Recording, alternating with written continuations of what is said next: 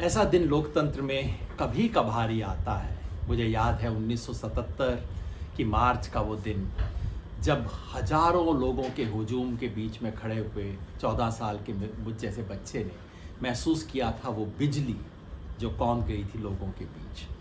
कुछ वैसा ही आज हुआ है, यानी कि तंत्र पर लोक की विजय हुई। कभी कभार लोकतंत्र में ऐसा होता है। अद्भुत दिन है।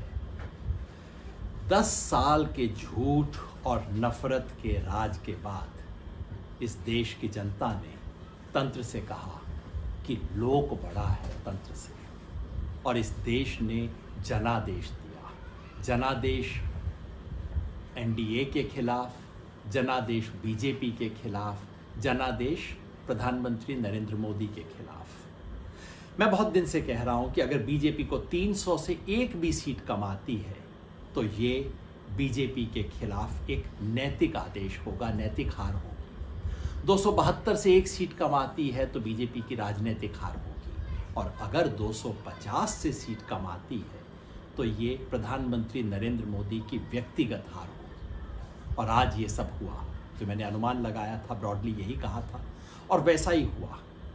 ये एक जनादेश है। कोई कह सकता है कैसे जनादेश हुआ? 290 सीट तो अब भी एनडीए को आती है। जनादेश को खाली आंकड़े से मत देखिए, क्योंकि जनादेश को उसके संदर्भ में समझा जाता है। सीट बीजेपी की 65 गिरी है। वोट कुल मिला के देश में 1% गिरा है, क्योंकि कई इलाकों में वोट बढ़ा भी है। लेकिन पूरे देश का वो जो सारा हिस्सा जहां बीजेपी का वर्चस्व था पिछले 2 चुनाव में, जहां लगता था उनके खूंटे को कोई हिला नहीं सकता, उस पूरे इलाके में 5%, 8%, 10% वोट शेयर बीजेपी का गिरा है। सीटें गिरी हैं, वोट गिरा है। जनता ने अपना फैसला सुनाया है, और फैसला ये है कि झूठ और नफरत की राजनीति चल नहीं सकती। सिर्फ हिंदू मुसलमान के सवाल पे आप जनता को एक उन्माद की स्थिति में नहीं रख सकते। सामान्य राजनीति वापस आ रही है। लोगों को लगता है कि अब हर सही सवाल पे केवल मोदी नाम का ढक्कन लगा के उसको बंद नहीं किया जा सकता। महंगाई का सवाल, बेरोजगारी का सवाल, मजदूर का सवाल, किसान की अवस्था का सवाल, भ्रष्टाचार का सवाल, बेरोजगारी का सवाल, इन सब सवालों को बंद करके नहीं रखा जा सकता। ये किसान का उत्तर भी है। याद रखिए, पूर्वी राजस्थान में, पश्चिमी उत्तर प्रदेश में, हरियाणा और पंजाब में जो परिणाम आया है उसकी बुनियाद कहीं ना कहीं किसान आंदोलन में है। अजय मिश्र टेनी जो हारे हैं वो इस देश के तमाम किसानों के लिए और आने वाली सरकारों के लिए एक सबक है। तो क्या फलितार्थ हुए आज के चुनाव परिणाम के?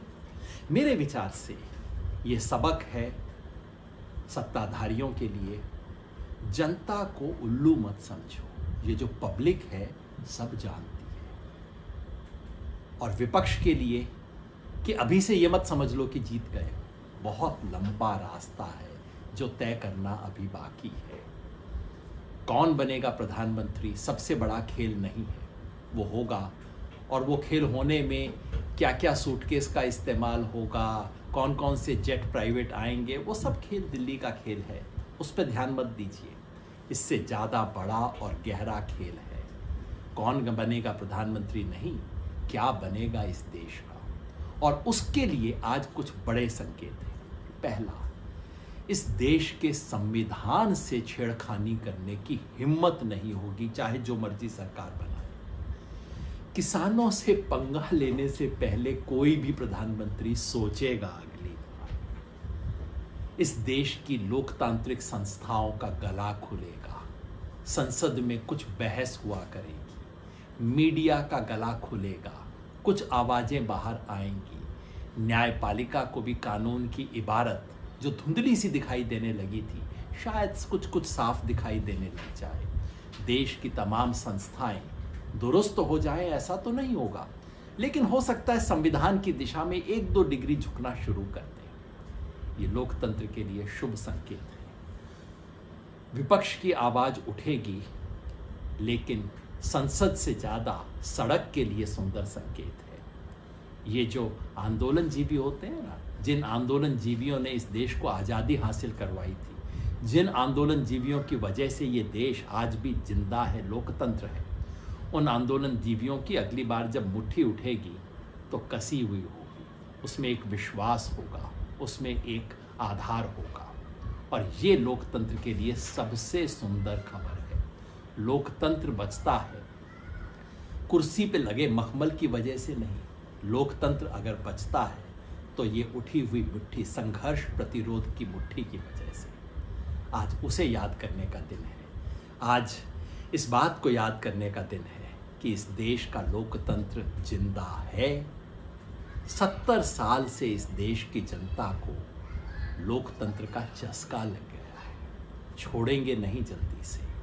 आज लोकतंत्र में और जनता में आस्था का दिन है। याद रखिए, ये चुनाव पार्टियों ने जरूर लड़ा, लेकिन पार्टियों से ज़्यादा ये चुनाव पब्लिक ने लड़ा, क्योंकि पार्टियां तो ईडी के मामले सुलझाने में लगी हुई थी।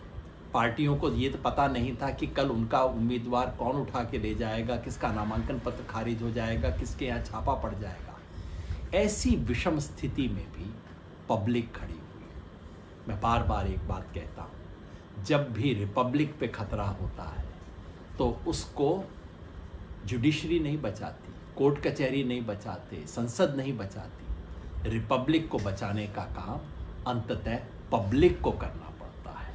और आज वो पब्लिक खड़ी हुई, तो सैल्यूट उस पब्लिक को। और लोकतंत्र में आस्था जताने का दिन है। आप सबको शुभकामनाएं। किसानों को अनुरोध कि आज एक घी का दिया जरूर जलाएं। और देश की जनता के लिए केवल ये अनुरोध कि ये जो लड़ाई शुरू हुई है, लोकतंत्र बचाने के लिए जो बड़ा कदम उठाया है, इसके बाद रुक मत जाइए।